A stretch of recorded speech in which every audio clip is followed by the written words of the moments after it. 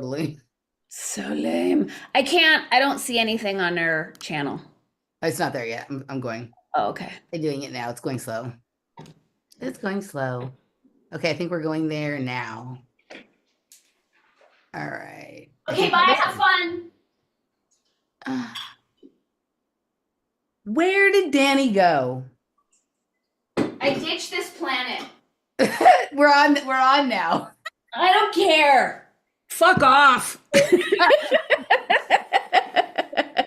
I'm sick and Well, Danny's cranky. Welcome to Word Salad Live. At least we don't have an echo. hang I on. ditched this planet. Okay, how about now? No. Okay. Yay! Thank goodness for one win today, right? One win. I One did win win. at doubles racquetball today. Nice. Yeah. Nice. I got like 7 unreturnable serves in a row. It's such a good feeling. Wow. I'm literally the only girl who plays, and I'm probably the only one under 60 who plays. At least you can play. I'm so bad with the racket and the ball, you have no idea. I can I'm play. not gonna say I'm good, but it's so I fun. can shoot baskets, right? Like I'm for like a short person, I'm reasonably good with the basketball, but that's my hand touching the ball. When it's like another thing between me and the ball, and then also like keeping track of what another person is doing and being expected to respond. Yeah, I can't do it. Well, that's why I love doubles because there's so much chaos on the court. There's 3 other people. It's only every other ball. It's just like madness. It's so fun. So that is like I obviously I sometimes watch doubles in tennis, but they're on 4 people, but they're on 2 and 2 on opposite sides of the court. Having all 4 people like on the same side, that does feel like that feels like having too many people over at my apartment. Correct. And everyone gets hit. I hit one guy with my racket multiple times. I got totally beamed in the ass with the ball, and I just start laughing maniacally because it's just so whatever. It's just so fun and ridiculous. And what's the difference between pain and pleasure? My new pain response is just to laugh. Well, that so that on okay, so that's sometimes my instinct with these things. But then somebody was like, "Well, you have to be careful because you don't want to pair those two together so that like you won't recognize accidentally when something that you should not be laughing at is happening, right? Because our mind does that, like it groups things, right? Like you can if you can teach yourself to have a response to a certain kind of stimulus, and then it will sort of do that and override like whatever the backstory of the stimulus is, right? I think it's a known thing because when I was going for dry needling on my knee after I sprained it, when it would get insanely painful, I would start laughing. And my physical therapist is like, "Oh, you're one of those. That's your pain response." And back in LA, I used to get Korean acupuncture. Have you ever had that? No. Oh my God. It's like an 8-inch needle stabbed into your organ and then stirred Oh violently no, no, no, no, no, no, around. no, no, no, no, no, no, no. I mean, it was as painful. It was a psychological mind fuck, but that was so painful that I would laugh the whole time. But one time it was so painful that I went into silence, and that was the only time I saw the practitioner panic. He was so worried that I was being silent and not laughing because Yeah. of the pain that he thought something was wrong. So interesting. Like dry the that thing the Korean acupuncture sounds like absolute torture to me because what I used to get acupuncture all the time, right? I got acupuncture for years. I went to Emperor's College all the time and right, all kinds of and no issues. Like I think one time I had like, oh, that was like kind of a weird needle. I didn't like that, but it was like one out of thousands of needles. So okay. But Laura dry needles, right? And I was like, oh, this is great or whatever. But there's something different about dry needling in that, like, because they're putting it like right in, it's not about the meridians, right? No, it's about the pain. It's right. But when she puts the needle in, like, I thought for like, in the beginning, I was fine with it. And then over time, I developed this like intense fear of being dry needled. And in my head, like, obviously, like, generally, you can't see what they're doing. It felt like she was putting the needle in and twisting it. And that terrified me. Like, I was scared. and she's not. It's just that's what happens in dry needling when you put the needle in, is that the needle starts to turn and spin, right? But like I don't know what it is. It doesn't actually hurt. It just scares me. Something about that feeling when the needle is twisting is one of the scariest things in the world for me. I agree. I have that same fear around the needles. Does she attach the electrodes to them? She's done that to me before. I like that. Yeah, throughout the years, I've become more and more of a pussy with acupuncture and dry Me needling. And too. so, like, the psychological terror that's Yes. moving through me. Yes. And at this stage of the game, it's my friends who needle me. And they're like, what the hell is wrong with you? Because I'm having a full on mental That's what breakdown happened. I before they start put in every crying. needle. I Yeah. cry like a little kid whose mom is leaving them at Yes. school. I Yes. get really, right? And once the needles are in, I'm fine. Like once the needles are in, she can do the electrical stuff and whatever. I'm good with all that. But that moment, like when she's about to put it in, like no, and I go into complete terror, and I feel bad for her because right, I feel really bad, but like that's the state of panic that really puts me in. And so when you're talking about an 8-inch Korean stirring needle, I'm like, oh, just kill me now. Yeah, that's a completely different level of torture, but I don't feel bad for anyone. If your job is to put needles in other people, then you're a sadist and you love it.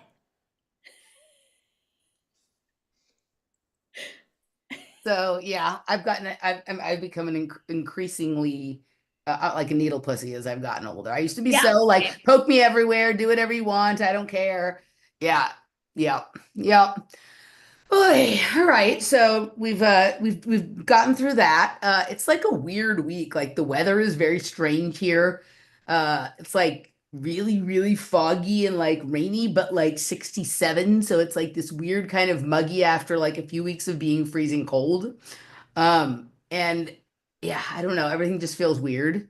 Um, everything Yeah, feels I went weird. into the gym today and it was kind of a warmer day, so I didn't bring a coat. I wasn't wearing like winter boots, and I came out and we're having a full-on snowstorm. Oh. So yeah, it was raining. Um, It oh, was go ahead. raining. It was raining in like when I first got to Los Angeles, it was like in the 70s. And then by the end of the trip, it was like in the 40s and 50s and raining. And then I came home to 40s and 50s and raining. It's supposed to start working its way up into the 70s here. I'm like hoping that the blip of winter that has been the last few weeks will be it. And we're ready to move on to spring.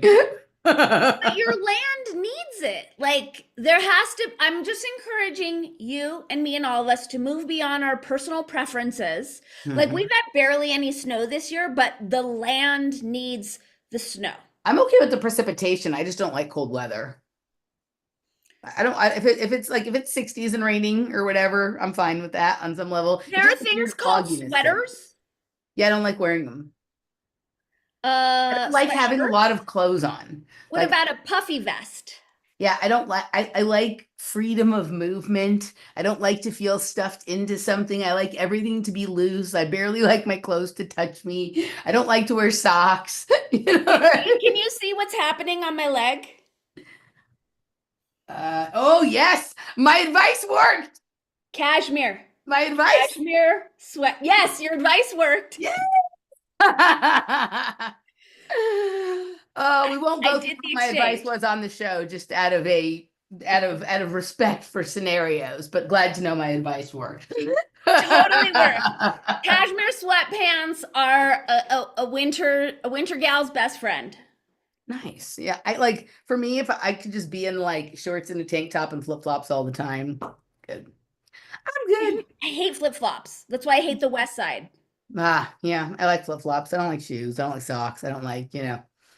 don't like to feel constrained. Like I feel like I can't move my toes in shoes, right? I don't know. I'm weird. I've always been like that. I didn't like anything that was too tight when I was little. I would like have a meltdown. I'm the same with that, but like there's this like little V that's like stabbing your toe vagina versus like a nice slide that's not like it's like underwire for your feet to have that thong, or it's like a thong up your ass. Like I just can't stand that feeling. That's very For restricting some for me. reason, that does not bother me, but I can respect it. I can respect that. Like I get it. Yeah, Thank you. I get it. All right. Well, it's been a pretty active week. I mean, like it's what like the crazy thing is like the like big news of the week is like too far back. Everybody's already said everything that is to be said about it with the Stargate stuff and whatever it is. The only thing I'm glad about with all of this is like Larry Ellison is finally getting the number of eyes on him that he deserves for everybody to decide that he's in like the Peter Thiel class of things that we should not allow to have any more power than they somehow have maneuvered themselves into right now, and we should actively try to roll that back. But yeah, I mean, I'm gonna do some shows on Oracle and Stargate and Larry Ellison from like I the have a Larry Ellison clip. you Should do. we? Oh yeah, I let's go actually into it. brought one. Okay, let Let's me go cue into it it. up.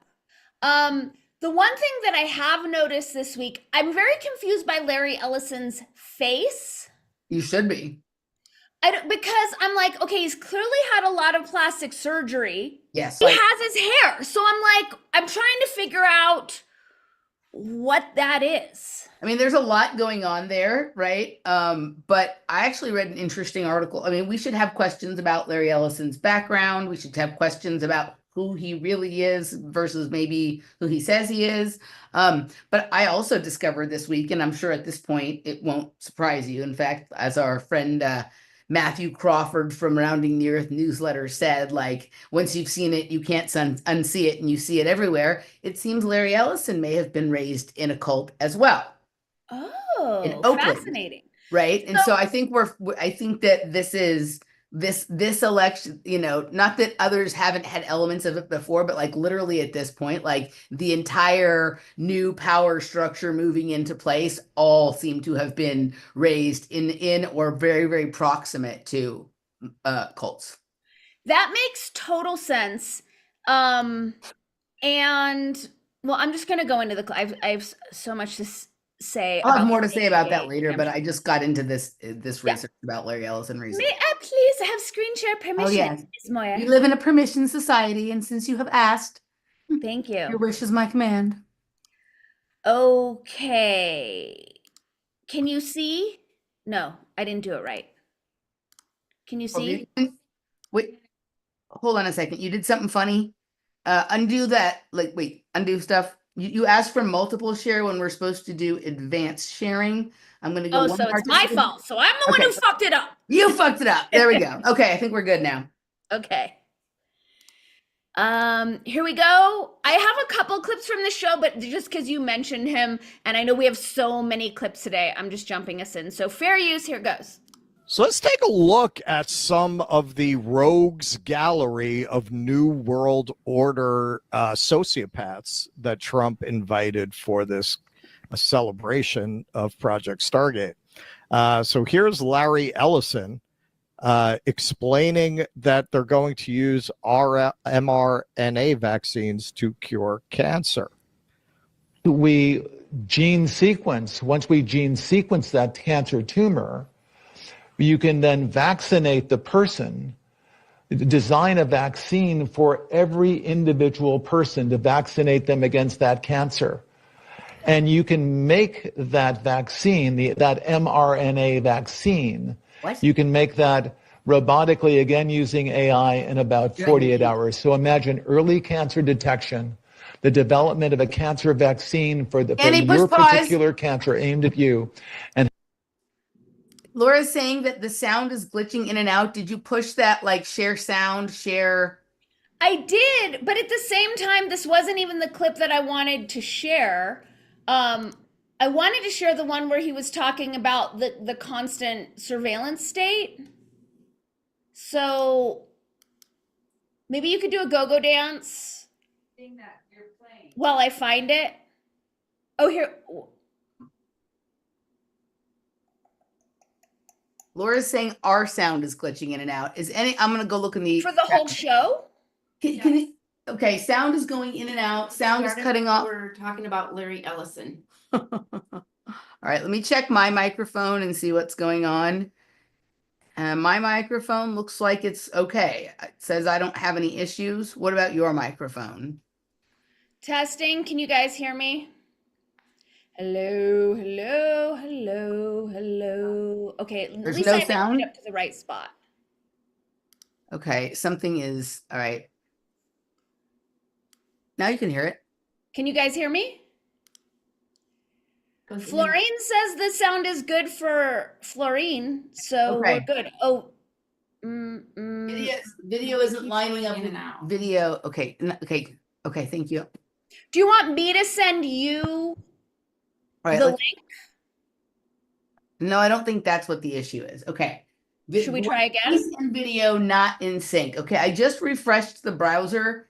It sounds good now. Okay, Steve's saying it sounds good now. Everybody, perfect. We're good. Thank you, producer Okay. Steve, for Thank producing you. our show. Yes, thank you, producer Steve, and everyone Okay. else who helped. Should we try again? I think we're okay. Let's Okay, go. Laura, thank you for being at the ready in case it goes wonky again. That's not the right one. Okay, here we go. Fair use. Base structures backed by 500 billion and Trump. But it gets better. It gets better. Here's Larry Ellison almost salivating about the possibilities of AI for behavior modification and control. I can't stop recommending this God. to everybody. Drivers, if your insurance rates keep going up like Police will be on their best behavior because we're constantly recording, watching and recording everything that's going on. Citizens will be on their best behavior because we're constantly recording and reporting everything that's going on.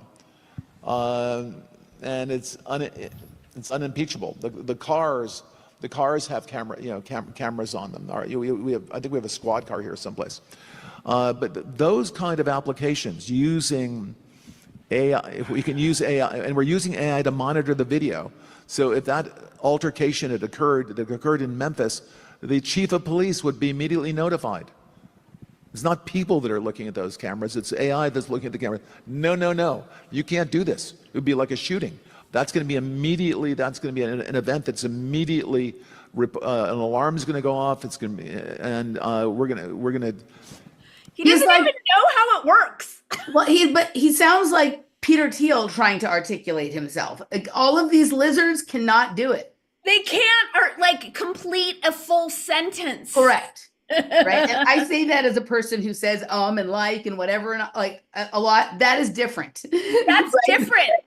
Yeah. Okay, so there's just a tiny bit more of this beautiful surveillance state enslavement vision Larry's got for us. Have supervision. In other words, every police officer is going to be supervised at all times. I love how he's pausing, like for the crowd to go crazy for these awesome ideas. Like, Who's pause gonna for supervise standing him? O. Who's going to supervise him? Not his plastic surgeon, because I don't think he's doing a good job. So this has always been like, he's been into this for a long time, right? Like, the first place that I experienced levels of intrusion and surveillance that were beyond anything I had experienced before was at the Indian Wells Tennis Garden, which he owns, right? He owns the Indian Wells Tennis Tournament and the venue, right? And like, I've been going there for, I think the first year I went was maybe like 09 or 10 or 11 or something, and I've been there multiple times since then. This last year was like the least intrusive experience I've ever had there. But I remember like one year going there, and it basically, by going inside there, but like by going in there, you were basically saying that they could take everything off your phone. Right. What? Basically, because like what was basically happening was you couldn't get reception in there. And so the only way you could get reception was to log on to their Wi-Fi. Right. And like my phone was dying really fast and super hot, right? But your ticket was on your phone and whatever it was, right? Like maybe my ticket wasn't on my phone. That might have been too early for that. But it was like you were, you were using your phone to look at scores on other courts and to see where things were and whatever it was. And I was like, wow, that is crazy. Like my phone felt hot. Like it felt uncomfortable to have it in my pocket because at that stage it was like, data intensive to try and suck all the information off. And they got better at it over time. So you didn't notice it was happening anymore. And then at certain points you had to have your ticket on your phone. And then of course, during COVID, they did all But of what the if you don't have a phone? like I didn't go through. I think that there was some pathway to not being able to do that, but it was complicated. But they tried to make it complicated, right? When it hadn't been that way the year before. The year before it had been pretty simple and whatever it was, right? And then during COVID, right? They for a couple years I didn't go because of either having to show a test or passports or things like that, right? And just sort of intrusive sort of searching policies and whatnot. This last year that we went, that was not really like that. So I don't know if they figured out that like wealthy people who like to attend tennis tournaments also don't like to be bothered. It isn't just like the cretins like me, The right? rules are different for the wealthy people. Well, everyone goes to this, right? There's free events there. Correct. But Stuff like but the plebes have different requirements, I'm sure, than the rich people. Correct. And also I think they had gotten what they needed. Like Indian Wells Tennis Garden is a venue that's like a good size for testing things out. And then once you have it sorted out and you can put it more massive, you don't really need to do that there anymore. It's the kind of place where there's like enough people to make whatever you're trying to sort out like challenging, but not so many people that it's impossible to sort out, right? Yep. It's like the size of a small city, right? I think that it holds like 20, 25 to 50,000 people or something. So it's like the size of a college town, at max capacity or something like that, right? So just like going to the, because there's multiple tennis, multiple courts and multiple stadiums. And there's restaurants in there and all kinds of things. It's like a small pop-up town, right?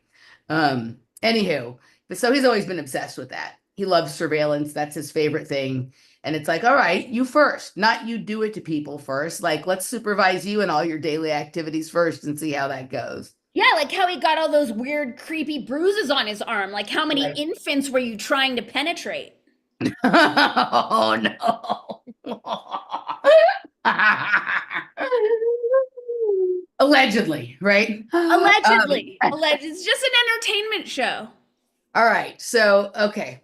All right. So that's Larry Ellison. Everybody, I'm sure, has seen everyone say everything about it. I'm going to go down some different paths regarding Oracle and Stargate and whatever it is at some point. But yes, that's how many things have happened this week that's like old news. There's so many things, and I won't play any other clips from that particular show, but they went deep into exactly what you and I were talking about, how it didn't really matter if it was Kamala or Trump. The surveillance AI fucktards were going to get in either way, and that's the real issue. And then they played this clip from the world's greatest journalist ever, Ian Carroll, saying, speaking directly to President Trump, because he and Brett do that, they're his de facto advisors. Right. And he was saying, you're going to lose the alt media over this. You're going to lose Alex Jones support, and you're going to lose Joe Rogan support. And the only person you're going to have left, Trump, is Ben Shapiro. And I'm like, oh my God, it's so adorably pathetic. It is adorable. Yes, I'm sure Joe Rogan is going to side with the people on this one because he's the real deal. Right. I mean, it's basically like all you have is like which oligarchs or which like tech, enslavers or whatever it is, like some the right will cheer for, some they'll boo, others the left will cheer for, the other different ones they'll boo. But like it's all just the circle jerk of self-contained flatulence that it's all the technocracy shit, right? Like it's all just rule by expert and rule by technology, and we'll frame the conversation in whichever way is convenient to get to the people who opposed last week to be for it this week, and the people who are for it last week to oppose. So it's this constant ongoing appearance that there's some debate about this, but inch by inch, row by row. Yep. Right. Yeah. So, okay. Well, let's start with this little ditty right here. So, because I just caught this one here. This is Karlin Borisenko watching Bernie Sanders and RFK have a struggle session about anti-vax onesies and what RFK's true position is. Here we go. Fair use. Last question, because I'm running out of time. I think the gist of what you're trying to say today is you're really pro-vaccine, you want to ask questions. You have started a group called the Children's Health Defense. You're the originator. Right now, as I understand it, on their website, they are selling what's called onesies. These are little things, clothing for babies. One of them is titled Unvaxxed, Unafraid. Next one, and they're sold for $26 a piece, by the way. Oh, no. Next one is no vax, no problem. Now you're coming before this committee and you say you're pro-vaccine. Just want to ask some questions. And yet your organization is making money selling a child's product to parents for $26, which casts fundamental doubt on the usefulness of vaccines. Can you tell us now that you will, now that you are Sir, pro-vaccine, you saw the that you're onesie gonna on your have your website. organization take these products off the market? Senator, I have no power over that. Will you commit Pause for a to second. ending the sales of the one?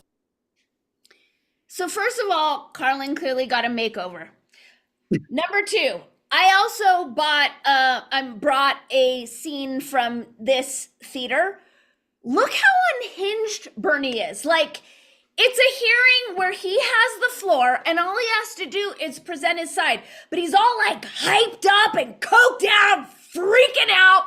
So what I realize in watching this joke of a hearing is we all know Hollywood is dead.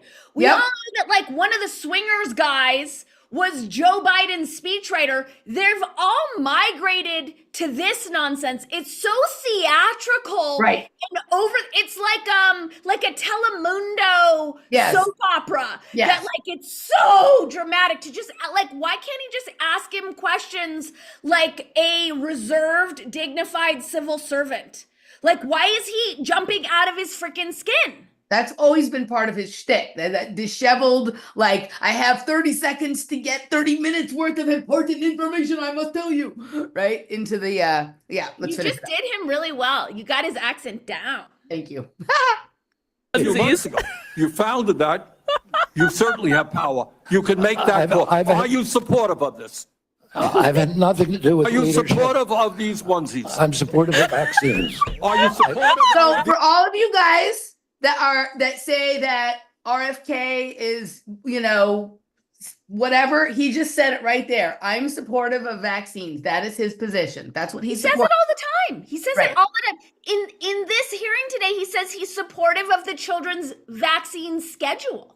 But he's under oath here. A lot of times when he says these things, he's not under oath. So Correct. now both not under oath, under oath. Anybody who has any delusion of grandeur of anything that he's, gonna support your positions on that.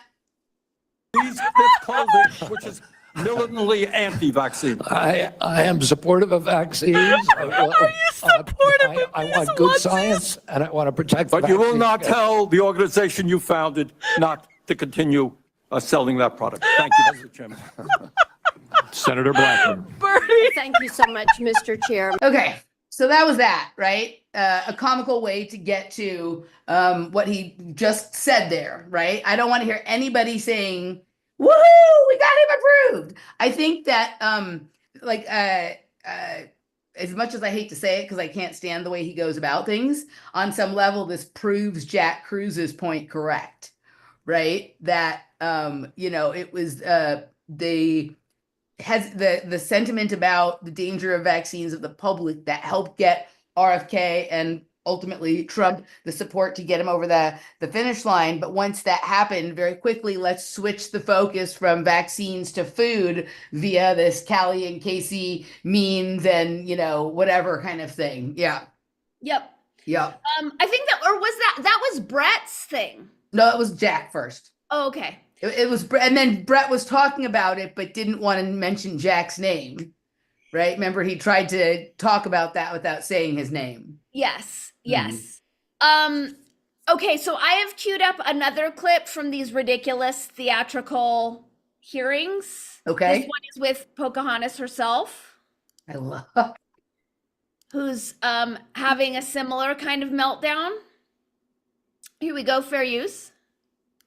But you and I both know there's another way to make money. So, Mr. Kennedy, will you also agree that you won't take any compensation from any lawsuits against drug companies while you are secretary and for 4 years afterwards? Well, I'll certainly commit to that while I'm secretary. But I do want to clarify something because you're making me sound like a shill. I put You're the together one who that got- case.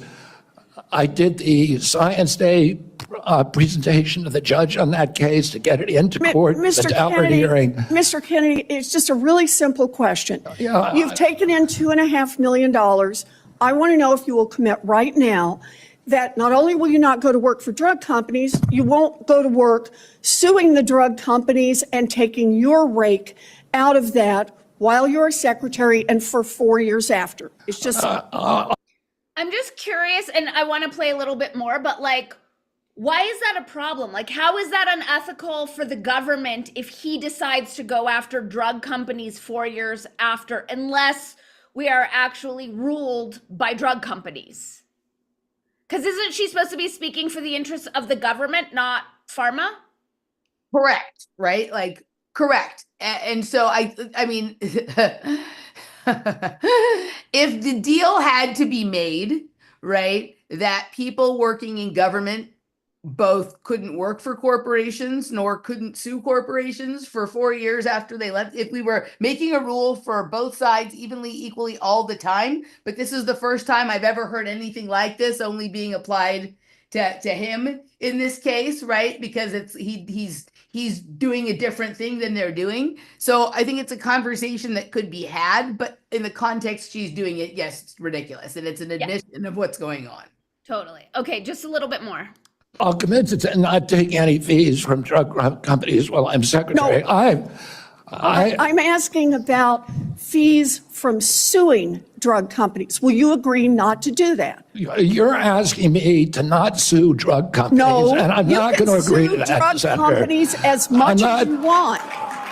I'm not going to agree to not sue drug companies or anybody. So let's do a quick count here of how, as Secretary of HHS, if you get confirmed, you could influence every one of those lawsuits. Well, let me start the list. You could publish your anti-vaccine conspiracies, but this time on U.S. government letterhead, something a jury might be impressed by. I would think that right there would be libel. I would think right there to characterize it like that would be putting her in some legal gray areas. But her list is astounding. All right, let's hear it. You could appoint I people don't to the understand that. CDC vaccine panel who share your anti-vax views and let them do your dirty work. You could tell the CDC vaccine panel to remove a particular vaccine from the vaccine schedule. You could remove vaccines from special compensation programs, which would You can remove vaccines from special compensation programs, Right. and that's a problem. Right. open up manufacturers to mass torts. You could Opening up manufacturers to mass torts, that's a problem? Right. So it's fat. This is, I mean, either she's dumb as fucking rocks or there's so like any small little effect he might have, they're so terrified of that it's worth like spilling the whole cup of milk. This is ridiculous. This is crazy. And it goes on. Or maybe there's a check waiting for her in her office from Pfizer and Moderna after this little Performance. Right. performance. Exactly. make more injuries eligible for compensation, even if there is Let's go back. injuries eligible. Tell the CDC vaccine panel to remove a particular vaccine from the vaccine schedule. You could remove vaccines from special compensation programs, which would open up manufacturers to mass torts. You could make more injuries eligible for compensation, even if there is no causal evidence. You could change vaccine court processes to make it easier to bring junk lawsuits. She like the fact that there is even such a thing This as is crazy. vaccine court. It is Right. amazing. This is amazing. Okay, I think there might be a little more. You could turn over FDA data to your friends at the law firm and they could use it however it benefited them. You could change vaccine labeling. You could change vaccine information rules. You mean, you could change which stop. claims You are mean- you mean- compensated. I mean, you could force them to print the ingredients like in a way that people can read and understand them.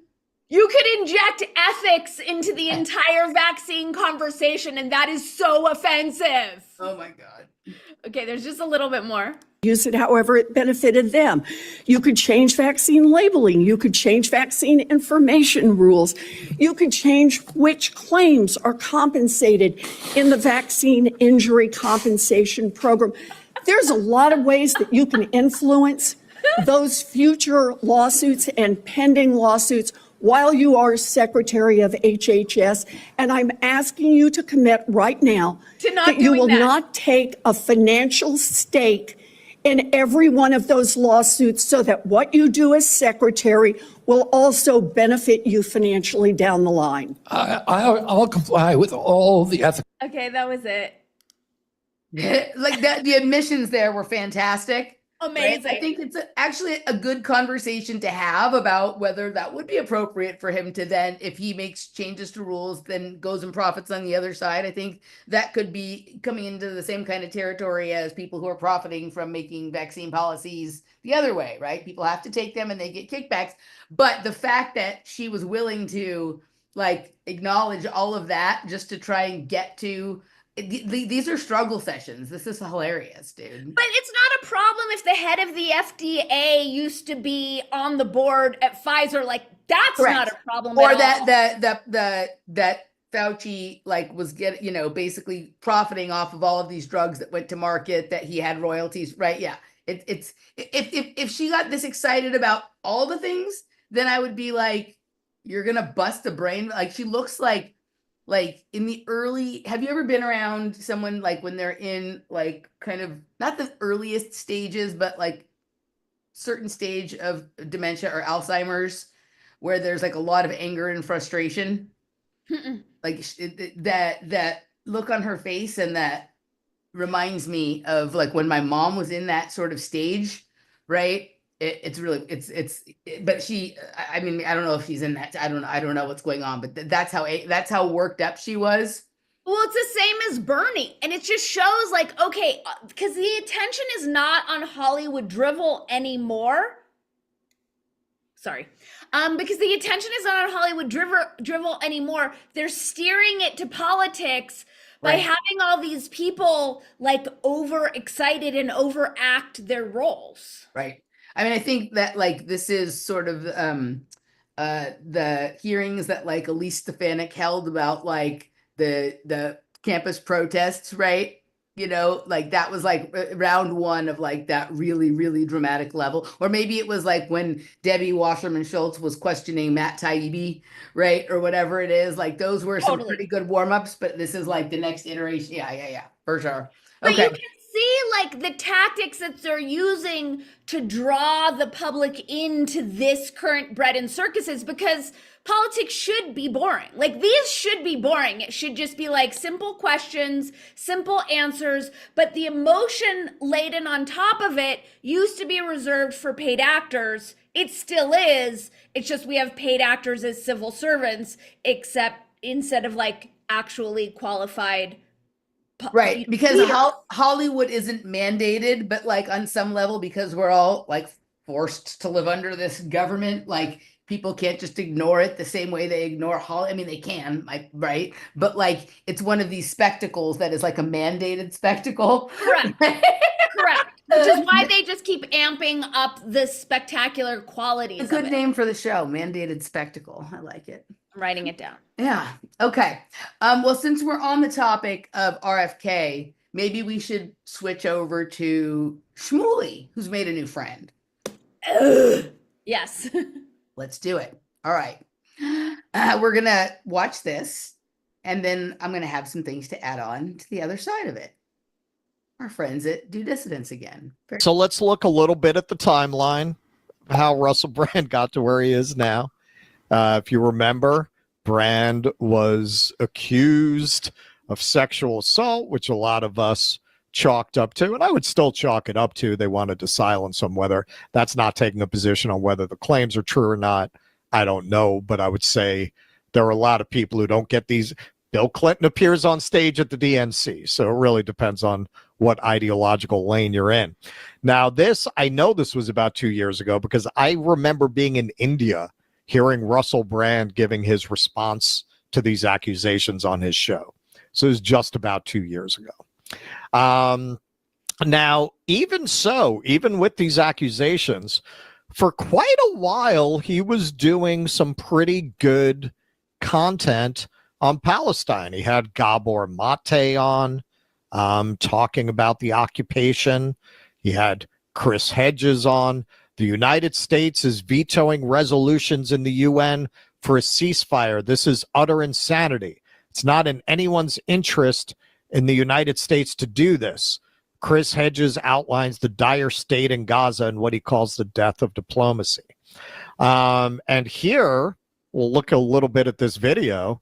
This is as recently as April.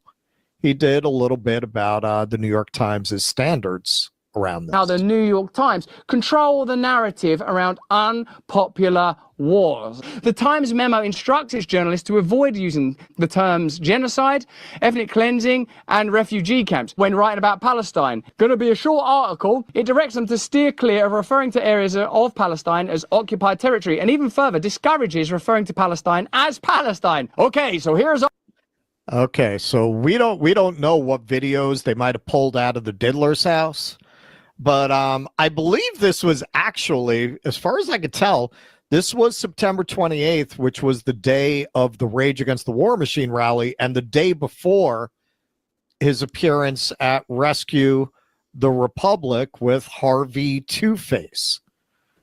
A new year and a new adventure with the I hate it. A new year, a new adventure, Em. voluntary unity, not imposed top-down unity, Lord. Lord, I ask that we be brought together in these principles under your name. I pray for America, and if I have your permission, ladies and gentlemen, we'll end with the Lord's Prayer. Just do the version that you know. Our Father, who art...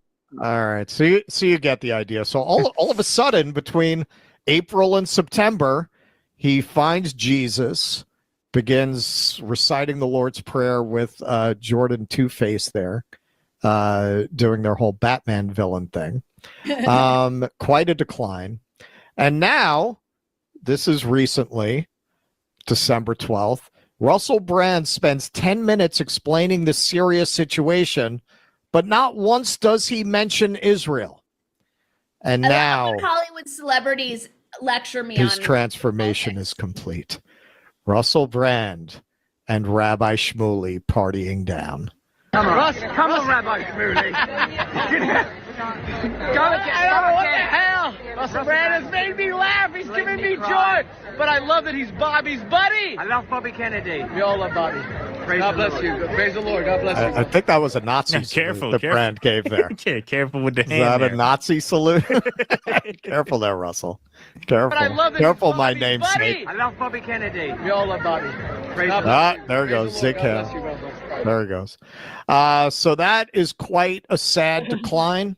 Of course, we have no way of knowing, but it seems like between the initial accusation, which would have been early 2023, I believe, and September 2024, when Rescue the Republic was held, they found some videos and showed them to him. Something happened to this guy because he continued to speak about Palestine after the initial accusations. Something happened after April. He goes through this, what I consider a bullshit conversion. Around the same time, starts, just selling, grifting crap, 5G necklaces and amulets and all kinds of stuff. And now here he is fully embracing Rabbi Shmuley. Now, I have no way of knowing. I'm not saying this is absolutely positively true. Seems to me this guy got blackmailed. I mean, there's no way of knowing, obviously. I think, when we started really realizing a shift in Russell Brand. And, understand, I think I could speak for Russell too. I really, really admired Russell Brand. Like, I really thought he was one of the most powerful, one of the best, and intelligent and articulate voices for left politics, for anti-war politics, for anti-imperialist politics, for free speech politics. Like, I was a huge fan of his. Oz. And I just lost all respect for Keaton Weiss, aka Sam Shikuski, but I'll play that clip in a moment. started noticing his emphasis on issues just really shift pretty rapidly. And I searched out Gaza material from him because I was really looking forward to hearing him speak out about this when this all started, going down in this accelerated and horrific way, starting in October of 2023. I didn't see that footage that you just showed until today when you found it. He hasn't tweeted about this at all. You search his Twitter feed for Israel, Palestine, Gaza, nothing comes up.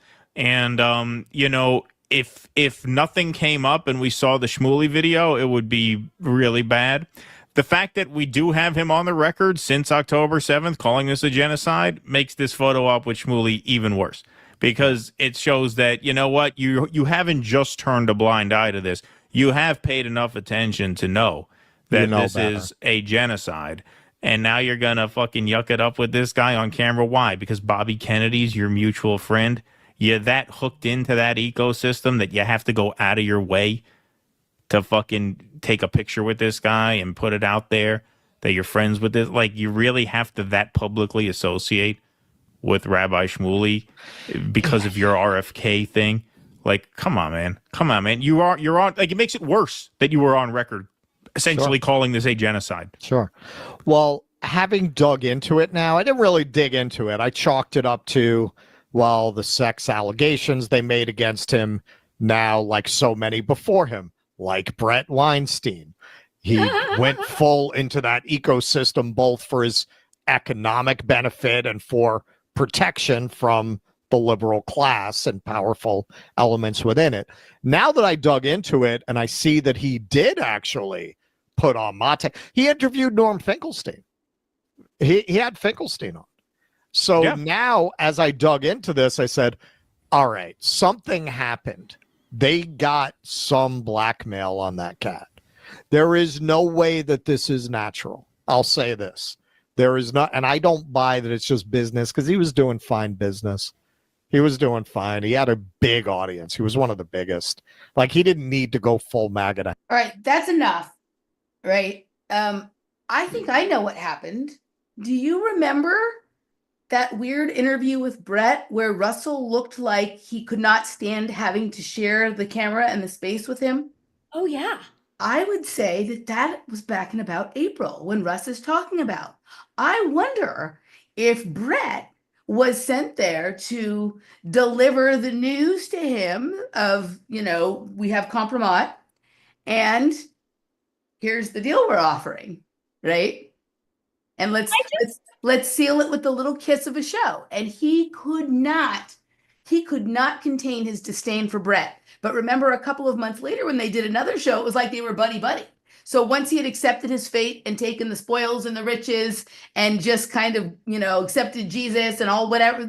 He had accepted Jesus before that, right? But like, there was something to me, that video was kind of like the hostage video for Charles Eisenstein or whatever it is. So if you guys go back several months back, Dani and I played a video and Russell Brand was wearing like a pink sweatshirt and Brett was sitting there with him at his table and Russell could not look at him. Russell was so fucking mad that he was having to be on the show with that ass clown, right? He was disgusted. That's the day that they got him. Yes. You and I have covered this. I've been disappointed in Russell and Keaton multiple times this week. The fact that they gave any allegiance to a Hollywood douchebag actor who all of a sudden is, the expert on global politics. Like, how are they not seeing through this?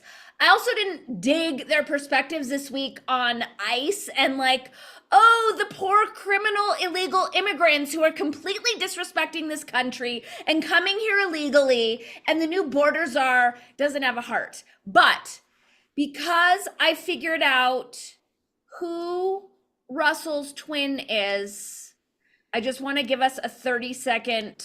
So I didn't see their video on ICE, but I will say this, both Keaton and Russell are actors. So the fact that that's how they know each other, is they've both been in the theater in New York. But anyone who bought into Russell Brand's shtick, I just question their understanding of the larger game. So this surprise in Keaton, aka Sam Shakowski, They're much they have achieved a great amount of success during the time that you and I have been observing them. But yes. I don't think that they've been awake for that long. No, they're clearly Right? socialists who are coming around on some issues, but are still Right. bleeding hearts in some other realms. But since I just figured out who Weiss really is, I didn't realize he started in a Wes Anderson movie. I don't think so. We're starting to get to know each other better. I feel we're in a real family now. Not like yours, but similar to one. Isn't that him? I always wish It's very similar, yes. It's like a dead ringer. Yes. Yes, very similar. Yeah, no, I mean, I think that there's still the blind spots, and then there's also like preferences, right? And when you're in the theater and whatever it is, they don't probably have the same disdain for actors in Hollywood and whatever that we have. But if you were tracking that, like, Russell was allowed to say all the shit that got all of us deplatformed, shadow banned, like the whole time, it's just weird to me. But it's fine. We all have our blind spots. But because you brought up Israel Palestine, are you cool if I play a clip from Glenn Greenwald on Harvard's crackdown? Yes, please. Okay, so I recommend watching the whole video because what now Harvard students, faculty, everyone is not allowed to say is so over the top ridiculous. But I just picked out this one piece of the things that they're not allowed to say. Here we go, fair use. In anti-Semitism. And then finally, the prohibited example. You may not draw comparisons of contemporary Israeli policy to that of the Nazis.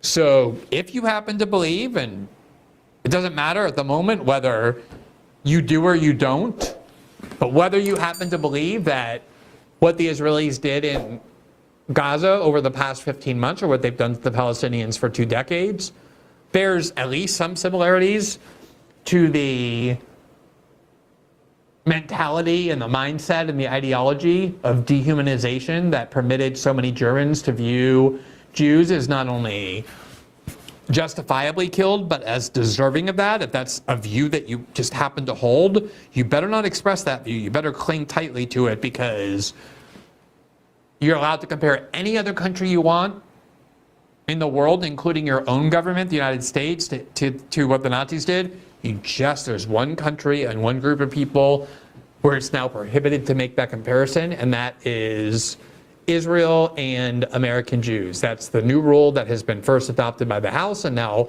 under great pressure by Harvard. And having seen it adopted by Harvard, it is undoubtedly the case that it will spread to all sorts of other academic institutions. Other academic institutions might even be legally vulnerable to these kinds of lawsuits if they don't. The reason why I chose this one, and I find this one to be the most offensive, is it's not policing speech or words. It's speeching a mental comparison. Right. That is like taking it's absolute thought policing. So Yeah. It's not about, you can't say kike, you can't say Jews are cheap. It's not about that. It's you're not allowed to make comparisons to situations. And I do appreciate Glenn's framing of this whole thing about how it's all A-okay if you do 100% of these things about Americans. Right. But it's this country abroad Right. where all of a sudden we're being policed so heavily. Yeah. I mean, this is like anybody who has any questions about like how this all works at this point, right? Like, I mean, it's like cartoonish. It's cartoonish. It's Right? cartoonish, and I have a friend who's a Zionist, and I respect everyone's opinions about you're allowed to believe whatever you want. But we were having just a calm, peaceful, intelligent discourse because I don't get triggered about the Israel situation. And I just said, okay, I can appreciate that you feel this devotion to what you consider your homeland as a Jew, but can you explain to me American policy that prohibits criticism of our own people who are allegedly protected under the First Amendment about this country? And whenever I present this to a Zionist, they change the subject. They don't even try to have the conversation. Right. Because they can't without offending their own intellects. And so they just won't talk about it. Yes. Correct. Yep. Okay. So let's go to, so we have a problem, but in some ways it's not. So my crush on Walter Kern has come to an end. And it was a double whammy last week, right? Like with the first, but I'll be honest, it was really after the first one, which I think Dani's going to report to us on first, and then I'll come through with the second one. Someone that I've both admired and acknowledged her work, but also been critical of sometimes, even without being able to explain why something about her makes me feel untrustworthy. Whitney Webb was the victim of a dog pile, although I wouldn't call her a victim. She did a great job defending herself, of a dog pile attack by Walter Kern and Brett Weinstein. And they gave no substantive response to any of her work or criticisms or questions to them or responses to what they had said. They just literally engaged in like CIA 101 attempts of like how you deal with people who are asking questions and you want to treat them like some sort of conspiracy theorist or QAnon person or whatever, like, right? That's basically what they were sort of engaging in. And it was gross. It was gross. Like, I guess, at least in my own defense, when I have said, like, I don't know what it is about that makes me not trust her, but that's how I feel, but it has nothing to do, like, I also will acknowledge that her work is good and she's a great dot connector and all of that kind of stuff. Like, I don't know what the uneasiness is for me. I just know that it's there. But I also, like, what they were doing is like absolutely not acceptable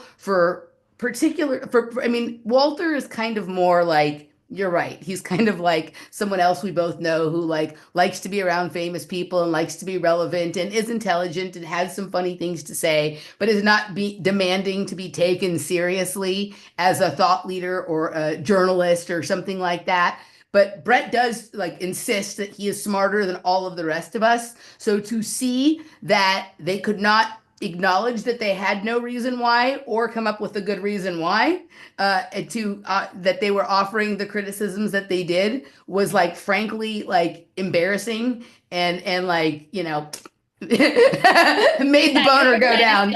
Totally, right? Yeah. Well, let's play the little clip so the audience understands what we're talking about. Okay. Yes. And full disclosure, I focus more on the Brett aspect of this than the Walter, but we can also scan through it. But I already don't like Brett, so like to me it was just like same, like another thing, another day. But this was really disappointing from Walter, and then he doubled up, and we'll get to that next. Yeah, for me, this was a new, this was Brett. You know how some people like pretend to be nice or pretend to be caring or pretend to be smart, and then you see like little cracks where like their real personality comes through and then they'll pull it back together. So for me, this was like Brett revealing a little more of his true self. But all right, to take it out of the abstract, fair use, here we go. Ooh, the Manhattanites are going to cry a lot. Okay, so I'll just give the little Trumpies because it was kind of funny. Let's hear. Let's start from the beginning. Ooh. Ooh. Like, I feel like his reaction is like That's very Homer proportionate to Simpson. yeah. Ooh.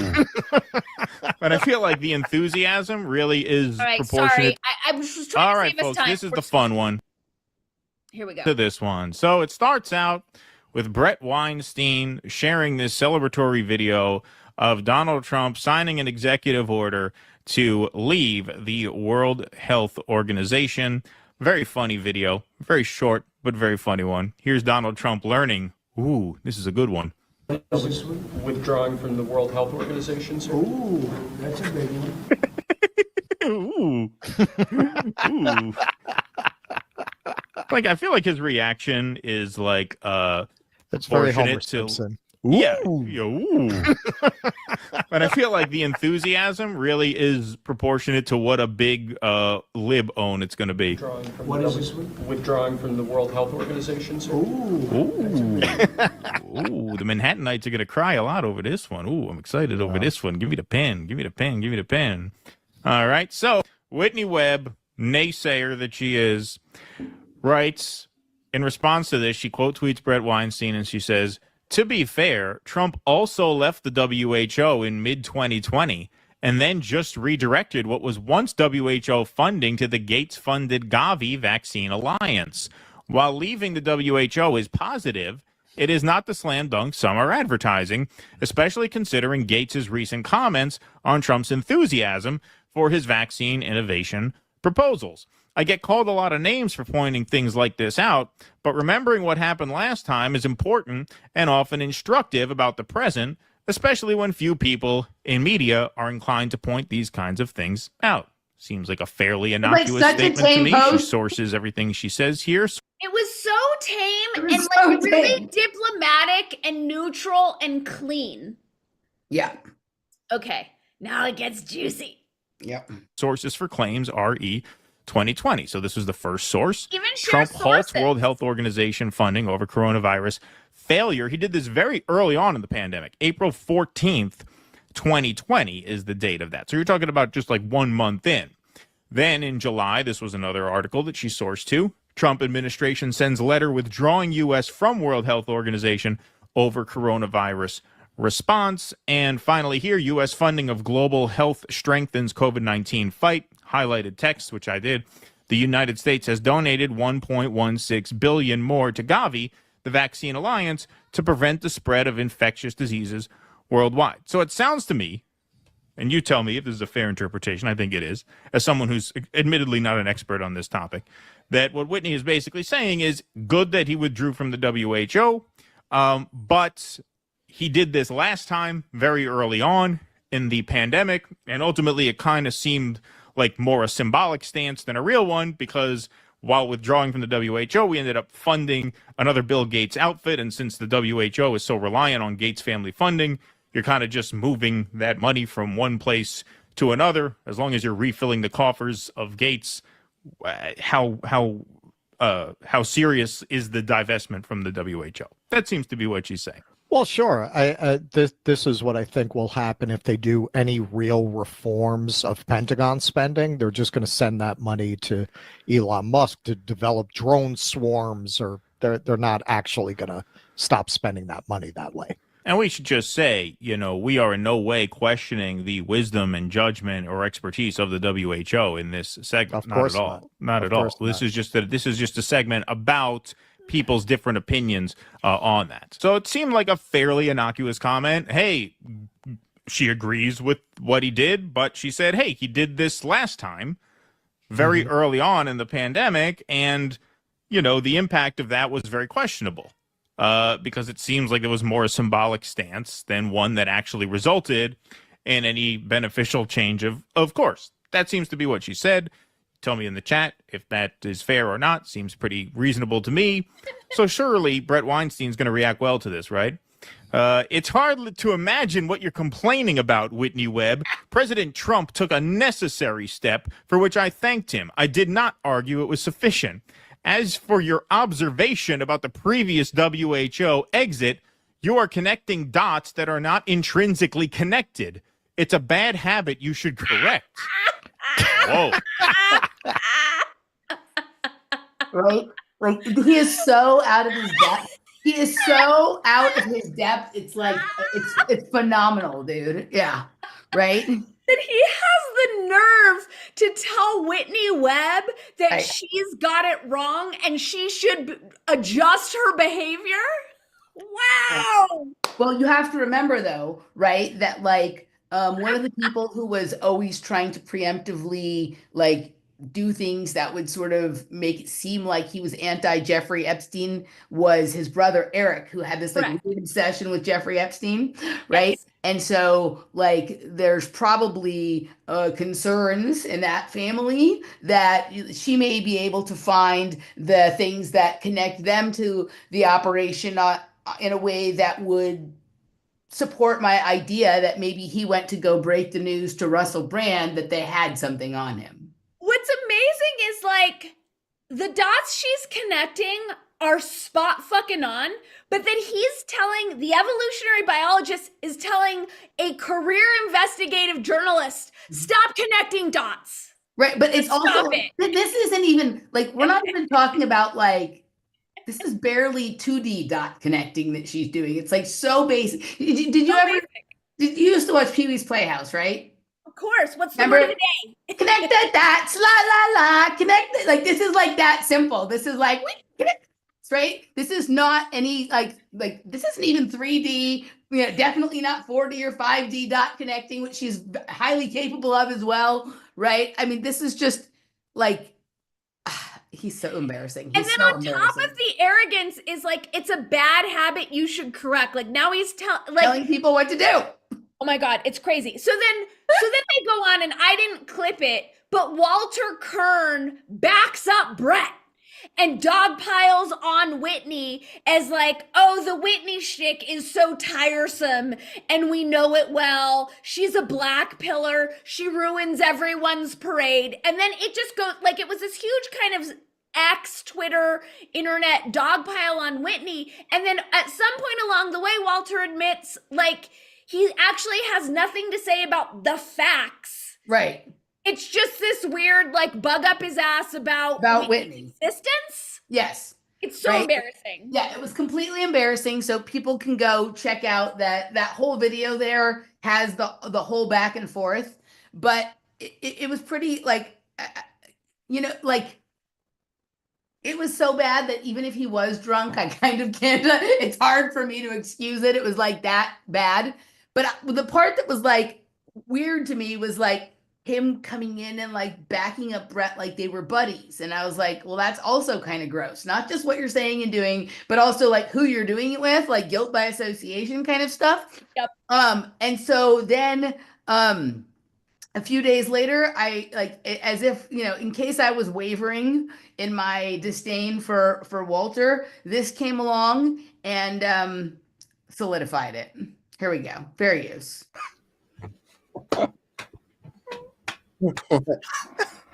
We're on the air, Walter. Oh, okay. Wait,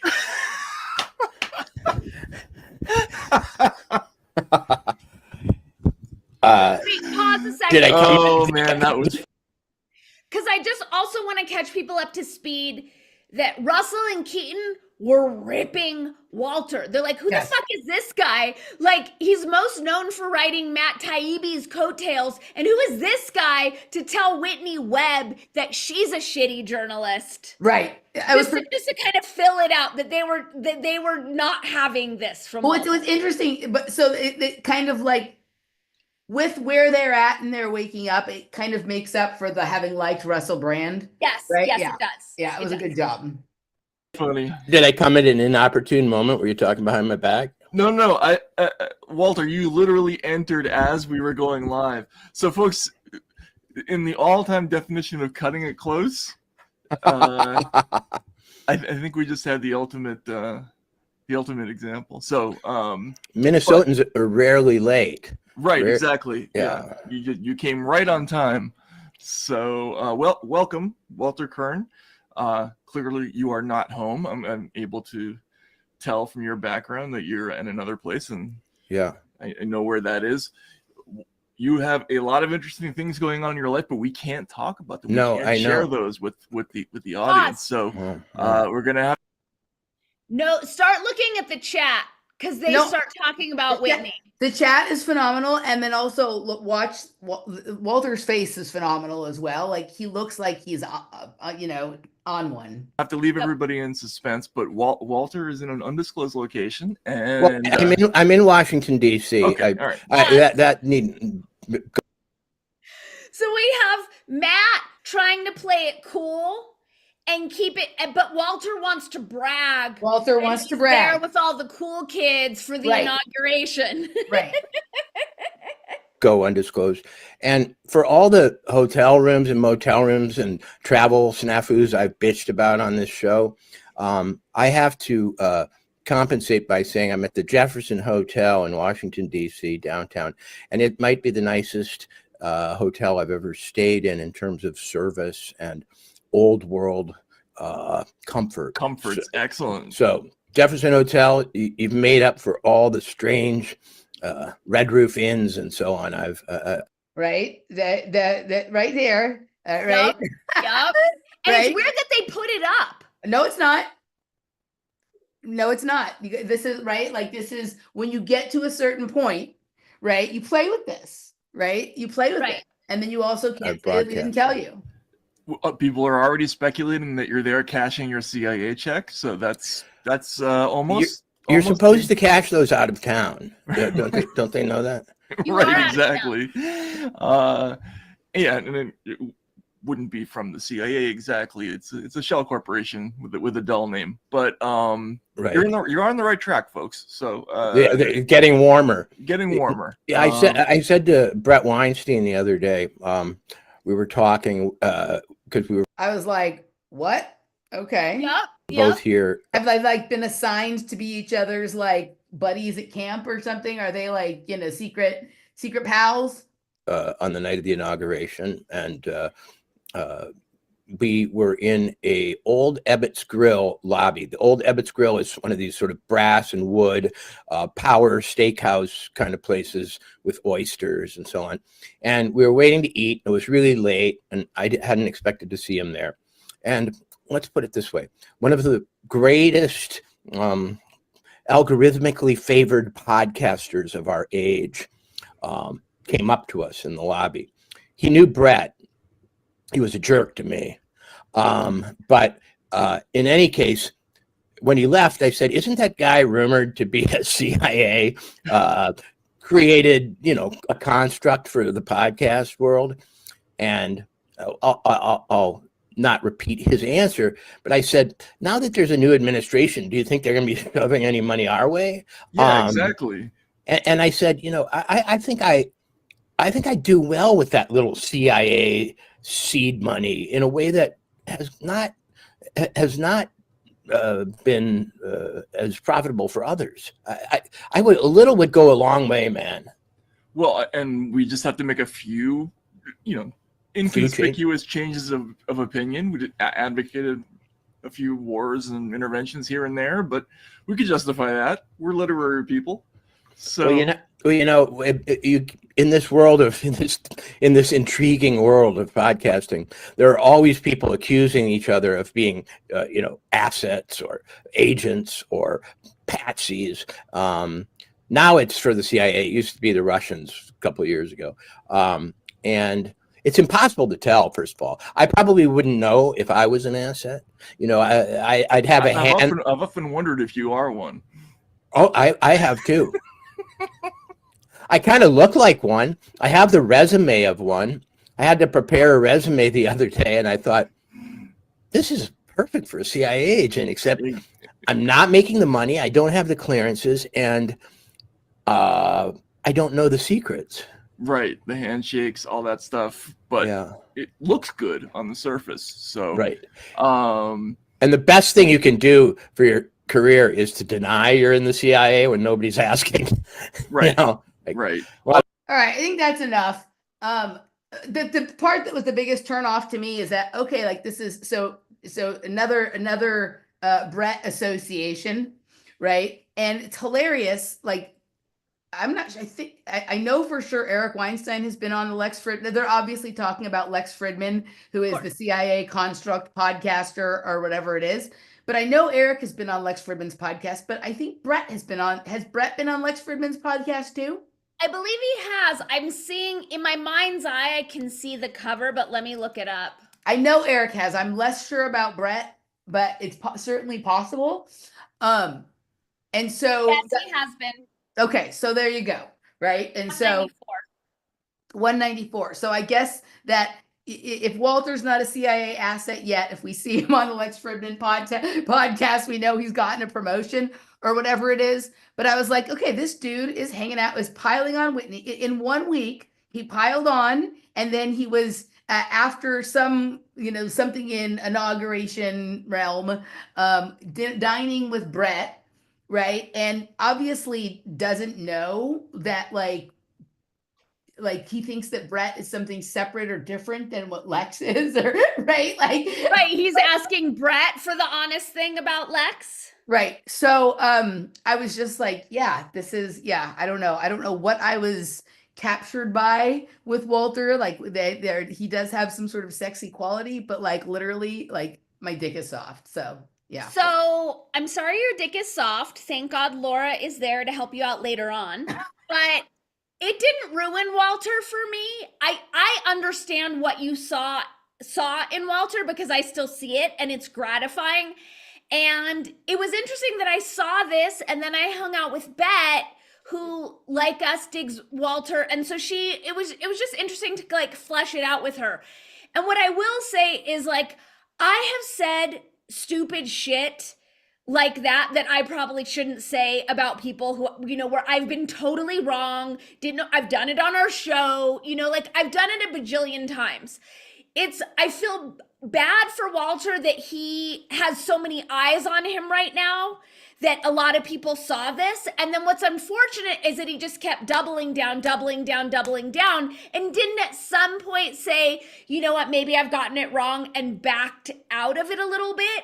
I still like Walter. I still like what he says, but the way that I'm seeing this, and this is just a guess, I don't know, I don't think he's controlled. I don't think he's compromised. I think he, like a lot of people in this space, has a later in life chance at cultural relevance, at fame, and probably of, profitable opportunities. And I think he's trying to capitalize on those. And as you and I have talked about, because we don't roll like that, it's cringy to watch. Yeah, I still like Walter. Granted, like if he still showed up at a mutual friend's house for dinner and wanted to have a chat with us, I'd still be down for the chat. Just the attraction is gone. Got it. Like I agree with pretty much everything you just said. The part that's the bigger turnoff for me than even the Whitney thing or whatever is just that he likes Brett. that he wants to join a dog pile with Brett, and that he wants to dine with Brett, and that he trusts Brett's opinion about Lex Fridman. Like that's the bigger problem. Like that's just what made it go down, right? Yeah, totally. Yeah. Like all right, so I have one last set of clips. Do you have any more? I just have that was kind of sort of connected to that because we were on the Brett tip. Like I do have this video that I sent you today that has a segment I wanted to play, but because I forgot to set it up beforehand, I've been having trouble finding it. So I can kind of see if I can do that, but let's see what you've got. Okay, so while you look for that, I have 2 clips that my friend Elise sent me. Thank you, Elise, if by any chance you're tuning in. If anyone has not seen the president of Argentina speak at the World Economic Forum, run, don't walk. I'm going to put it in the chat because it's that freaking good. Oh, I can't add it to our chat. Can I? Hang on. It's just so gratifying to hear him school all these globalist douchebags. Okay, I have it in our chat. So I just picked 2 clips, which I'm praying are queued up. So just give me 1 second to check my time codes. Okay, so the first one, and I mean, as I said, the whole thing is worth watching. because he is at a globalist meeting and he is ripping them in such a brilliant, eloquent way. So I kind of had trouble clipping it because I wanted to clip all of it. Oh, I lost my spot again. God damn it. But this one ties into our Santa Fe Institute work. So this is a short one. Here we go, fair use. The data as well. Wokeism also manifests in sinister radical environmentalism and the climate change agenda. Preserving our planet for future generations is a matter of common sense. No one wants to live in a landfill. But once again, wokeism has managed to pervert this fundamental idea. From preserving the environment for human enjoyment, we have shifted to a fanatical environmentalism, where we humans are seen as a cancer that must be eradicated, and economic development is considered little more than a crime against nature. And yet, when we argue that the Earth has already gone through 5 abrupt temperature change cycles and that during 4 of those man was not even around, we are called flat earthers in order to discredit our ideas, even though science and the data are on our side. It is no coincidence that these same groups are the main promoters of the bloody, murderous abortion agenda, an agenda designed on the basis of the Malthusian premise that overpopulation will destroy the earth, and that we must therefore implement some form of population control. In fact, okay, so the reason why I chose this one is because he mentioned Malthus. And I told you, since, like, Santa Fe Institute has canceled all of their programming since the election, and they had many things on the books. They just like pulled the plug. Oh, that's interesting. They did have a few videos they posted last week, which was the first I'd seen in a while, but they've still canceled all their live stuff. Yeah, I haven't seen anything live offered in a while. Funding. But what I did notice is that the last 3 Santa Fe Institute talks that I went to, they kept dropping Malthusson. And it was like, I told you there was a very clear progression in terms of testing their audience with what they could get away with. But they always present Malthus as though it's a good thing. Yep. So I just thought that was interesting that he mentioned that. And then the one last one, and like I said, the whole thing is pretty freaking fantastic, is where he turns on the audience, which is so freaking gratifying. All right, so here we go. further damaging our social fabric. What future do we have if we are teaching our young people to feel ashamed of our past? All of this was incubated and increasingly developed over the past decades after the fall of the Berlin Wall. Curious enough, free nations began to self-destruct when they no longer had adversaries to defeat. Peace made us weak. We were defeated by our own complacency. All these and other aberrations, which we can't enumerate due to time constraints, are the threats that today endanger the West. And unfortunately, these are the beliefs that institutions like this one have been promoting for 40 years. And no one here can feign innocence. For decades, there has been a worship of a sinister and murderous ideology as if it were a golden calf, moving heaven and earth to impose it on humanity. And this organization, along with the most influential supranational bodies, have been the ideologues of this barbarity. Multilateral lending. He just goes on. I still don't trust him, but that was fantastic, right? Fantastic. Why don't you trust him? I mean, there's a variety of things, but I don't trust any of these political people, right? And you can't. He's another one of these people who says he's a libertarian, but is fine with what's going on in Israel, Palestine, right? You but maybe he's like a normal country where he's just more concerned about his people than you wouldn't encourage that though. Oh, I didn't know he was encouraging it. Right. I don't have to be in agreement with whatever. Maybe his positions are are fine, but I don't trust politicians because even it's impossible to find one that is not hypocritical and is not consistent in their views, which that doesn't mean they have to agree with mine, but it can't be I'm for libertarian values except for this, right? Kind of thing. That doesn't work for me, right? So That makes sense. I just want to acknowledge in the chat, Jim says, my question is why give this platform credibility? I just want to set the record straight for everyone, for every show we ever do. We are not advocating or lauding any of the clips we play. There's no difference between playing a clip from the WEF, playing a clip from the New York Post, playing the clip from CNN. We are not giving any of these institutions our validation or our allegiance because we're sharing with you guys out of the pureness of our heart with no paychecks coming in to give our 2 cents on what is happening in the world. So just because we play a clip doesn't mean that we love the WEF. Let's pull our heads out of our asses. I think maybe Jim was asking why give the WEF credibility by him even going there and talking. I don't know that he was talking about us. Oh, sorry, Jim. Clip on there. I'm not sure, but that's just my suspicion when I read. Jim, you can correct me if I'm wrong, or Dani if she is, or give us another explanation entirely, right? But like, yeah. So I think that's what he was saying. But yeah. But if that's the case, like, thank God he would go to the WEF and school them on camera for the world to see. Like, we need more people with balls like that instead of letting it be an echo chamber of globalist nonsense. But Jim is saying that they're masochistic. They like spirit cooking, right? So like they're like having a little bit of that there just adds to the spice for them. Maybe. I think that's what he's saying. Okay, sorry, Jim. I'm a little quiet. Right. Okay. Yeah. Jim said, okay, I got it. I got it. All right. So here is, remember our friend who with the coalition slicer dicer, back to Brett again, right? I remember we had the coalition slicer dicer a few weeks ago. Well, today he put up a new sort of documentary or something retrospective called A Coalition of the Weird, spelled WYRD. I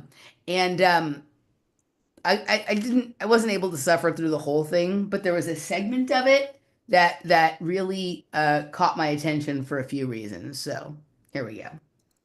They are going to require solutions that are beyond what any one man can deliver. What we need to do is unrig our system and refound the republic. Oh, God. President Trump, the country needs you to join forces with Bobby Kennedy and name him as your vice It's like a retrospective, right? presidential running mate. And Bobby, the country needs you to accept. Oh my If you God. run independently and they take you out, they solve a problem from their perspective. If you run together, they only make their problems worse. Our nation suffered a great trauma in 1963 and another in 1968. That pattern threatened to repeat itself this last Saturday. President Trump, by selecting Bobby Kennedy as your vice presidential running mate, you would take a great stride to ending that pattern once and for all and restoring the democratic republic that was the vision music. of our founders. Soundtrack. The Democratic Republic, right? But the fact that they had to cut in music to tell us what emotions should be triggered. By enabling Bobby Kennedy to carry the torch when you leave office at the end of your second four-year term. Now, that video did not have the effect that I had hoped, but the response to it was so powerful that I knew I had hit on something.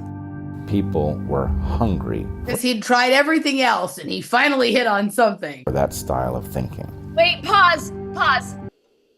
Would you go back 5 seconds, because what he just says about himself is so nauseating. I almost choked on That my I own knew vomit the I had first time I hit heard on it. something. People were hungry for that style of thinking. It wasn't the format that I had hoped and expected, but in some ways, what happened was even better.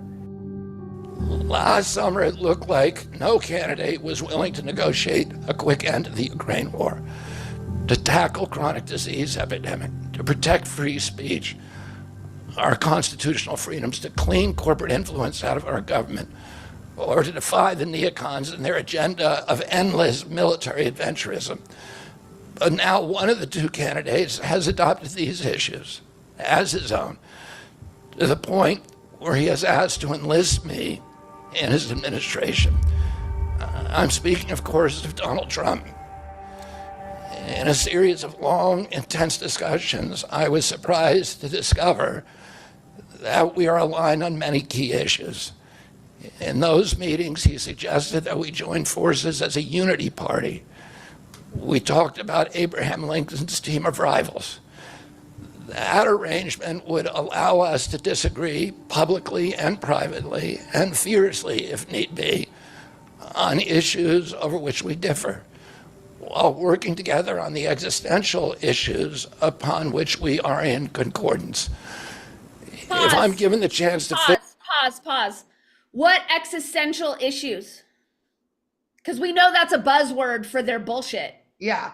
Well, it's interesting, like, apparently they're both pro-vax now because Donald Trump is funding all these mRNA things and he just announced that he's pro, right? So I think the number of things that they have disagreements on are going to become less and less and less. So we're not going to get to see any of that vigorous debate, right? Continuing.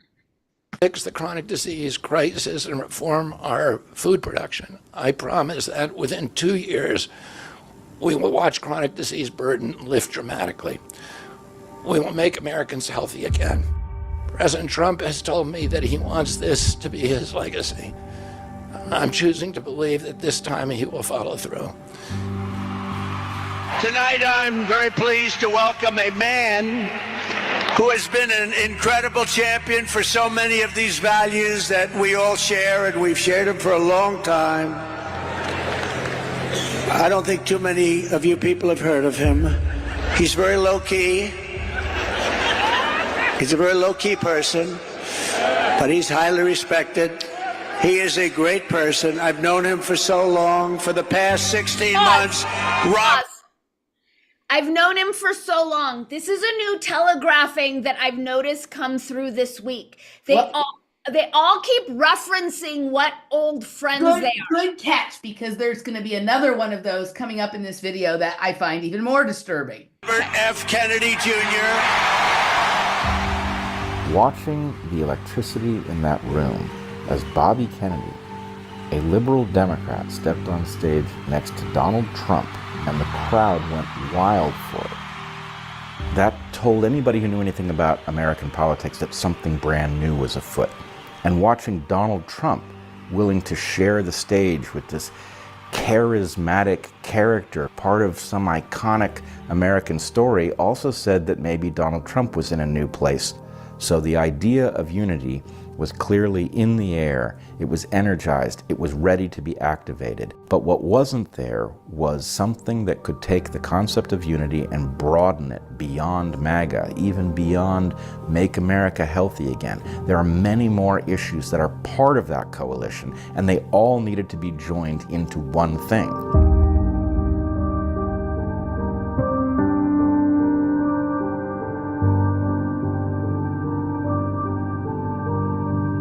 If everything needs to be joined into one thing, I think that's like synthesis for sure, right? Pretty sure that's the definition. Listen to this. This is for you, Dani. It's been a while since we've done a podcast. I've been busy. But my guest today is one of my great and old friends, Brett Weinstein. Oh, what? Yep. Were you aware that they were great old friends until this? No. Neither was I.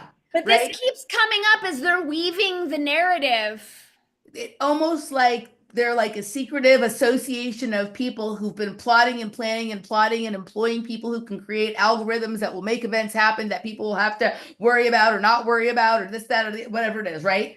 Like, I didn't know they were old friends. What are they old friends from? What are they old friends from? All right. Bilderberg group parties? A few more minutes here. And we're going to talk about our big rally coming up in Washington, the Rescue the Republic rally. This rally is a call to the barricades. This is a new America. It is a cult. And for those of you who want to know exactly how much of a cult it is, you can go to wordspodcast.locals.com and check out our latest episode, Messy but Juicy, in which we discover the cult of Rescue the Republic And it's fucking weird and connected to things that you would never have guessed. But once you kind of understand that, it's like, oh, of course, how did we not see it? You can use the the promo code Welcome to Words, all one word in capital. Go there and check that out, and you're never going to believe what we found. Okay, continuing. American your dancing. movement. This is not MAGA. It contains MAGA, but this is much bigger than MAGA. I think a lot of us detected it galvanizing at the moment that you showed up on stage with Donald Trump, and it became clear that this was not a rerun of any campaign we'd seen before. This was something brand new. The need for an in-person event was clear, but it's also clear to anyone who knows me that I don't have the skills to create such a thing. And in fact, if I had attempted to do it alone, it would have been me yelling in a park. However, I do know other people who share the same commitment. Matt Toon is a former Marine, and he is one of the primary architects of the Defeat the Mandates rallies. And Angela McArdle is the head of the National Libertarian Party, and somebody with courage and vision enough to take it in a new direction. We need to unify behind a mission to rescue our individual liberties. And as chair of a national political party, I've taken a great risk and a lot of heat in organizing what I see as a beautiful movement. There are people that don't want to see it happen. There are people that think unifying with Kennedy supporters and Trump supporters will water down our libertarian principles and will hurt our ability to advance liberty. And I think they are wrong. I think unity will lift us all up. It will advance our freedoms. It will expand our understanding and appreciation of liberty, and I will be one of the ones to make it happen. We, the people who care about individual rights, who care about medical freedom, who reject lawfare and abuse of the judicial system, we are going to rise up together and take our freedoms back. What has caused us to converge is a powerful force, a product that blooms when courage and love are combined. Courage and love are potent forces in their own right, of course, but neither on its own is sufficient to put you on this stage or in this crowd. A person can have courage and confront danger with no higher purpose in mind, and a person can love something and, paralyzed by fear, watch it perish before their eyes. When courage and love come together, however, when people face their fears for something they truly love, the force they become shapes history for the better. And that is what fuels our rescue mission. Some will ask why it takes courage or love to deliver or witness a speech here in the shadow of the Washington Monument. Obviously, it shouldn't. But I doubt there are many here today who did not seriously consider whether they were putting their freedom or perhaps even their lives in danger. And as we planned the event, many people shared their concerns. I've lost count of the number of times I was warned not to do it by someone who then wished us luck. But the more I listened to people's trepidations, the simpler the calculus became. If millions of Americans are afraid to exercise their most fundamental right in their own capital, that implies the capital is held by a force that is hostile to the Republic and her people. And whether the force that presently intimidates us is foreign, domestic, or some hybrid of the two, we are duty-bound to confront it, to peaceably assemble, to speak without hesitation about our grievances. We must stare down this threat. We have no choice. Excellent NLP. I call the thing that has captured our system Goliath. It is the force that prevents all meaningful change. In the biblical story, Goliath is a giant, a man, a large man, but a man all the same. In our time, Goliath, like everything else, has scaled way up. The force that wants us to be terrified, to exercise our First Amendment rights in our own capital, that's Goliath. Now look around you. Do you all see what I see? David has scaled up. We are David. We are mighty, and our time has come.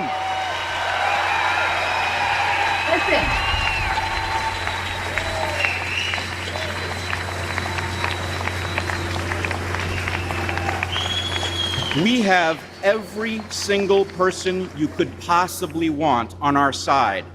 We have all the courage, all the integrity, and all the know-how. You hear that? Oh, We yeah. have every single person you could possibly want on our side. How did you get them there? Right? We have all the courage and all the integrity and all the know-how. Well, gee, with all that courage and all that integrity, right? You don't have one single person who steps out of line on one particular issue, except for one, right? They do have one. Who? Jimmy Dore. But you could have Jimmy Dore be out of alignment on that one issue because that's the role he plays. He gets everything wrong before he gets it right, and he serves. Now nobody can say nobody in that group is allowed to talk about that because they let Jimmy talk about it. Correct. Right? I just thought this was like the whole video was gross. Super nauseating. But it's basically a confirmation of, I mean, we've been tracking him with this whole unity idea back all these years ago. And he kept trying and he kept trying and he kept trying. And he finally found some method or some material with which to coalesce everybody into into the coalition, right? I would like to direct folks to our Game B long form words podcast because we trace the origin of this unity party back to Jim Rutt, back to Santa Fe Institute. It wasn't Brett's, oh my God, I woke up with this idea. This has been in the works for a long time. And he's been running around. I mean, it's been quite a study as we've been analyzing him the entire time he's been sort of doing this, right? But it does feel like that sort of loop that was closed today as far as Russell Brand and that explanation for that very strange podcast and who was there when that happened. Like, this has been the job that he has been charged with for the last several years, right? And, you know, it seems that he, you know, it took him a lot of tries, but he was able to sort of pull it off. But even the fact that, like, remember in the Messy but Juicy episode, the person who was responsible for marketing the Rescue the Republic, doing the PR for Rescue the Republic, also has been involved in some things that, you know, shouldn't have any connection to Rescue the Republic. Can you say it? Can you say it on the show? It's such a zinger. Well, which one? The T. Huh? The T. I don't know what, like the name of the guy? It's the person who put the T in the alphabet psyop. The person who put the T in the LGBTQ psyop, but also, like, you have to go watch the whole thing. I can't give context here without spending 10 minutes to explain it. Totally agreed, but our audience is smart. Just take that in. The publicist who's known for putting the T in the LGBTQ psyop is the publicist for Rescue the Republic. He's also the person who handled PR for WikiLeaks and also is very, very well known for a very sexually compromising situation. And so we put all of these things together, and what Russell was sort of getting at was that somebody had sexually compromising material on Russell Brand that was in addition to the already acknowledged and admitted sexually compromising material. And we're starting to see that there are a network of cults that are controlling everything about not just like the every level of everything that we see or have any awareness of in terms of like funded public movements that seem to get any attention. And it gets weirder and deeper and into all kinds of strange sex and theosophy and this, that, right? And yeah, it's a mind-blowing set of connections. And I can add one more thing to that pile if you have a minute. I do, but I got to bolt because I'm supposed to speak at the city council meeting in an hour. This is the last thing, right? So just conveniently, who else we were able to connect to? Trevor Fitzgibbon, the PR person that we're referring to. And again, go check out the episode, guys. It's messy but juicy. I got an email from Mickey Willis today. You personally? No, it's like the one he sends out, right? Okay. I don't get those. RFK Jr., Bitcoin Jesus, right? And he is like already making excuses for what we're experiencing, right? President Trump and his unconventional entourage will undoubtedly deliver moments that both shock and exhilarate. While some of their actions may stem from ignorance, the vast majority will be carefully calculated and executed strategically. As an investigative filmmaker, I've had the privilege and challenge of navigating the labyrinth of modern politics. My work has granted me rare access to prominent politicians, allowing me to travel with them, interview them, and produce media campaigns on their behalf. Some have been exactly as expected, while others have surprised me with their integrity and decency. One thing I've learned is that there's a game that must be played by anyone committed to making change in America. Right? So I guess that disqualifies. Remember he He's told you. clearing his conscience. Remember he told you that you better get on board if you want to be part of the change or whatever it was, right? Or This- it's suicide. Even the quote good guys must sometimes concede small victories to the bad guys in order to move our nation forward. Mm-hmm. Right? So here, we need to give $500 billion to Larry Ellison, right? We need to, for mRNA cancer vaccines. But it's also that same bullshit of Brett telling Whitney what she needs to do. When that happens, it's crucial for we the people to pause, reflect, and respond with thoughtfulness rather than reactionary. No, if you feel like that's your authentic reaction, by all means. But don't tell the rest of us what we need to do to clear your conscience for being in bed with the bad guys. Correct. That's fucking bullshit. I hate that. Go towards the end of that messy but juicy episode. Like, I just followed my little instinctual knower to like the kind of wrap up. I don't know how it occurred to me to search the two things together, but I get little gifts from the universe like this every once in a while, and it lands him sort of splat. And we've been intonating that in the last few episodes, like what's really going on with Mickey here. But that one was a bow on the package, and here he is doing his duty to rescue the Republic by. But notice it's the same shtick of like, we're the adults, we're the parents, so we're gonna tell you, the plebes, how you're supposed to react and respond. That's what annoys me more than anything. Like, be a shill, be a pawn, do whatever you want, but don't tell the rest of us how we're supposed to behave in response to it. Right, or that we're supposed to go along or pat you on the back or say it's okay or buy your fucking, whatever, your pills or whatever he's selling now. Exactly. All right, guys, we went super long tonight. Thanks for hanging with us. Thank you. We got some super chats, dude. We got a bunch of super chats. Wow. All right. Thank you, Steve. Thank you, Laner. Thank you, Jim. Thank you, Nigel. Yes, thank you. All of them? We don't have time Thank for you, questions Cheyenne.